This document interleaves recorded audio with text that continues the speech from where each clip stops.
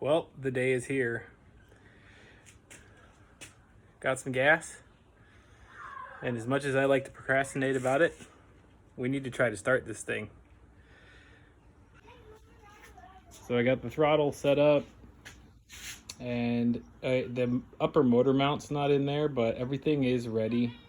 I spent a couple hours this morning putting the finishing touches on the rear wheel. Got a spacer in there, this thing off of that donor bike right there, which just is kind of like a insulator to guide the swing arm, or to guide the spacer on the swing arm, which that one didn't have. It doesn't quite fit right, but it works. The bolts lined up. So then we got the caliper mounted on there, and we still need to route the brake hose or brake line up through here and then put the master cylinder and brake lever on.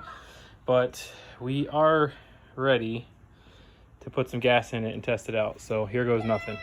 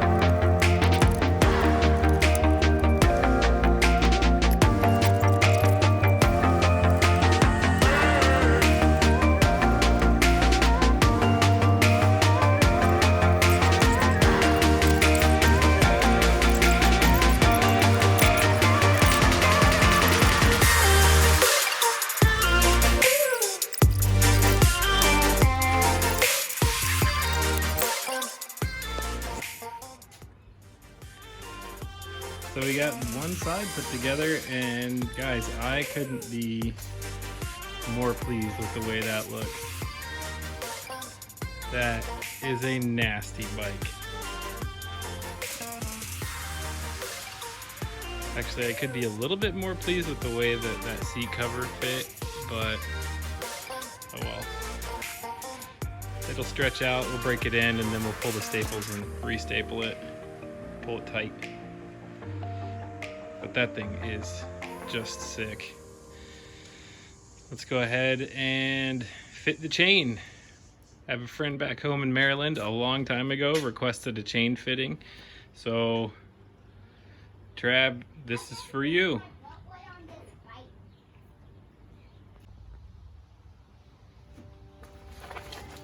Alright, I got a new chain.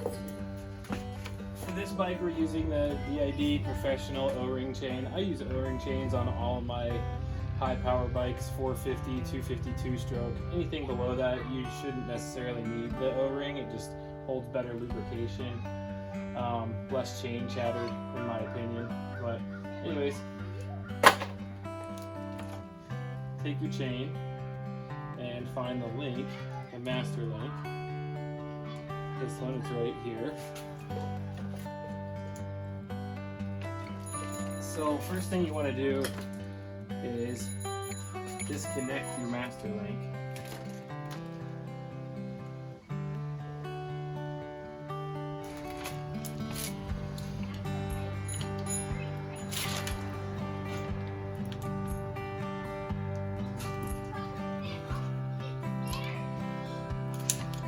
Now you just lock it off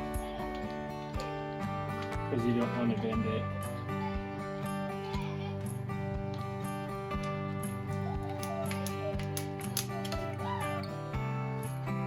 Or damage the O-rings. Put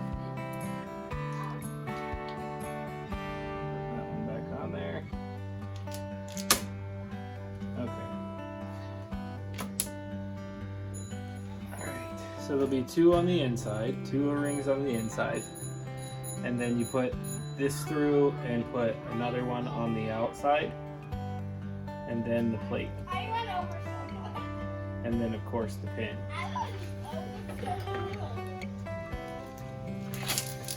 Next, you'll want to set your swing arm adjusters evenly on both sides. I just set this in a neutral position. This can go probably another inch out, so I just set it at a nice neutral position. The farther you have this in, the sharper the bike will turn. The farther you have it out, the better it'll track. So I always just set it kind of right in the middle. Then you just feed the chain through.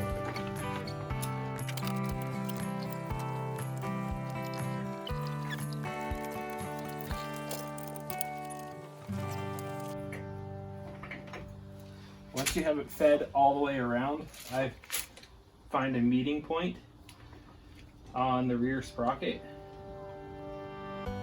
which that's pretty good. Right where it's at. It'll be a little bit tight, but once you break it in and you ride the bike for a little bit, it'll stretch out and be pretty good. General rule of thumb from the back of the swing arm, you want to be able to fit 3 fingers in between the slack and the swing arm. But this is a brand new chain and all new parts, so I'm going to have it a little tighter, so whenever I do break it in, it'll stretch right into the right spot.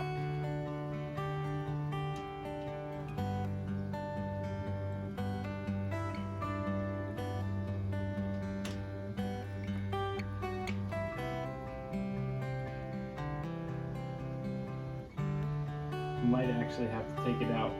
So if you can see, these chains, there's a piece that goes on the outside and a piece that goes on the inside, and we need that inside link to match our links up. So where this sits perfectly, that's the outside link. If I take it out here, then I'm a link short. So I need to either bring it in here or out here so that I can fit here. And what I'm going to do is I'm going to bring it out, because it's better to have it a little too long at first than too short, because then you got to buy a new chain. So we'll pop it out right here. And for that, we have our handy dandy Harbor Freight chain breaker. So once you pick the link that you're going to pop out, you keep your fingers on it, you set it in chain breaker, and you just hand tighten down onto it so that you don't lose that link.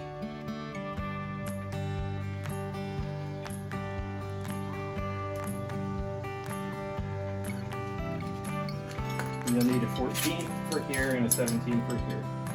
So tighten the 17 down.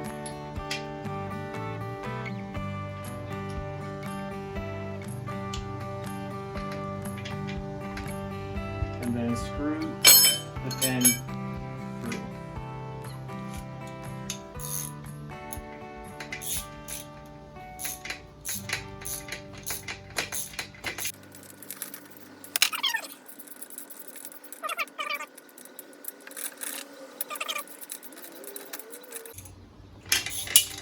There it is. And then back it off. Back your 17 out.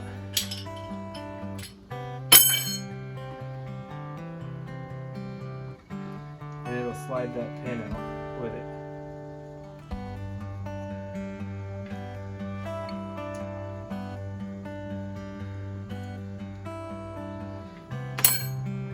And then now you have an extra O-ring in case you mix one up. So what we'll do is we'll match it back up. We'll take our link, put it through the back side.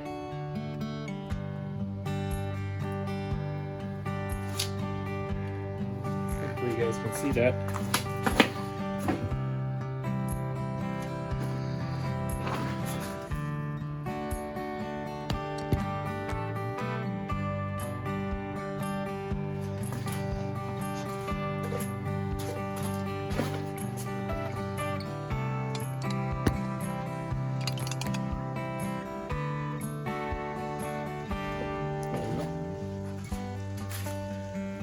And then take your O-rings, put your O-rings on, 1, 2.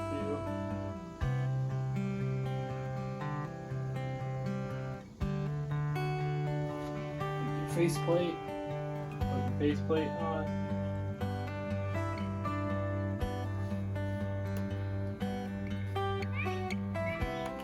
Your pliers, put it on. Next thing you know, I'm going to get place screw. There we go. Press it on. And then your pin always goes this way. Since the chain goes this way, your pin slides on that way. Safety first. So set your pin on there. Take your pliers. Lock it in. Now we'll adjust this and that evenly with these marks and these marks on the swing arm, and count the marks to make sure that our wheel is tracking straight until this is tight. And for that, you just need to hold this 10 and turn that 12.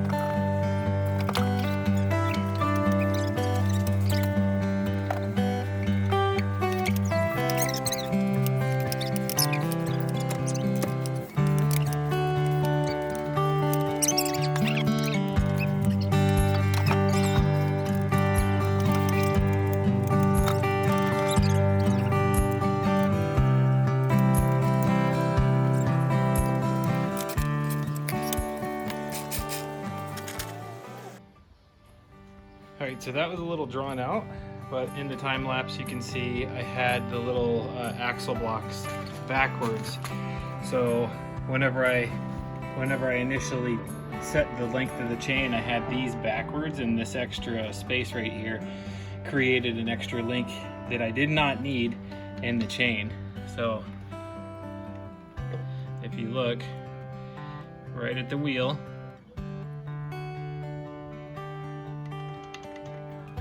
it's not loose enough that it'll slap the swing arm, but it is loose enough so that whenever I sit on it, it'll be tight and I'll have plenty of room for slack in there. So what I did is, you have a grid on your block, even on stock blocks. I'll show you on that other bike because it has stock blocks. But if you look at the swing arm, there's also little marks on the swing arm. So what I did is I counted out 1, 2, 3, 4, 5, and this one's just outside 5.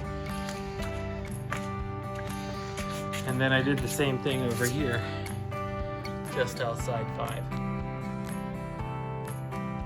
So that's how you make sure that it's set the same length on this side versus this side, and your wheel is tracking straight. Because if you go off a jump or you're riding and it's sitting like this, the bike's going to be pulling to one side. You go off a jump and it pushes you off, the whole bike's going to swap kind of sideways this way or that way if it's not straight. So if it's straight, when you go off a jump, the bike will go straight. Or if the bike comes off the ground, it'll go straight. Or if you pull a wheelie, it'll go straight. Otherwise, if it's crooked, the bike will come up and it'll kind of track this way or that way. So, plus you'll be able to tell because the outside of your teeth will start wearing excessively on either side of the sprocket too. So, something to keep an eye on. But that's how you install, take links out, adjust, and get your chain tension on any dirt bike. With the 520 chain, with the 420 chain, any of them.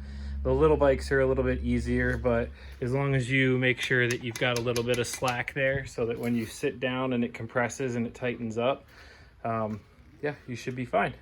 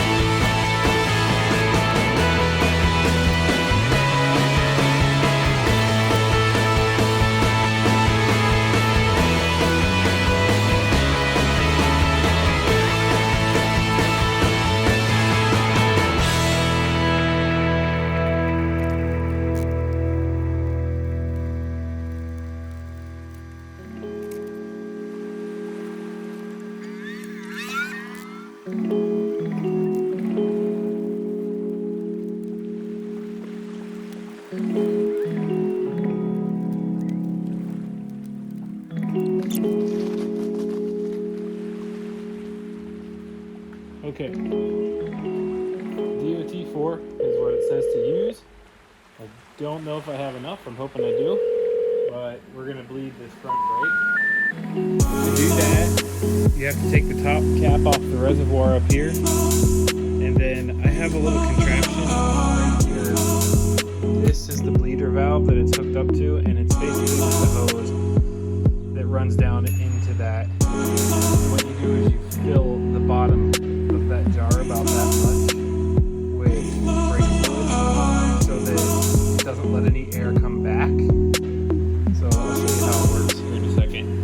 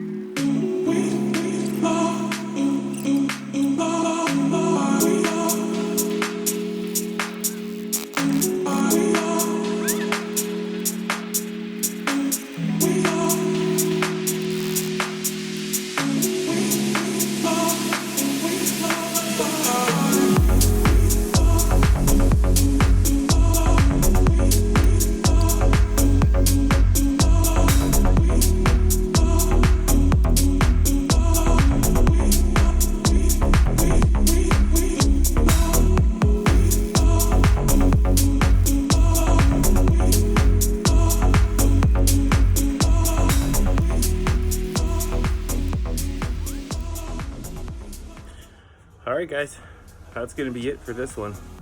Thanks for watching. It is the next day. Headed out to the gym, figured I'd make a wrap-up video real quick. We got the bike on the side of the garage. Only need a couple extra things to finish it up and test drive it. I'm waiting on a cable holder from Honda. It's on back order. Not sure when I'm going to get it, but we need that in order to get the power valve to come back closed. So also waiting on a clutch perch, and then we can take it to test drive it. So other than that, the bike turned out really good, and that'll conclude the Cr250 episodes. Thanks a lot for watching, and we got something special coming up, so stay tuned and subscribe and like and tell your friends. Peace.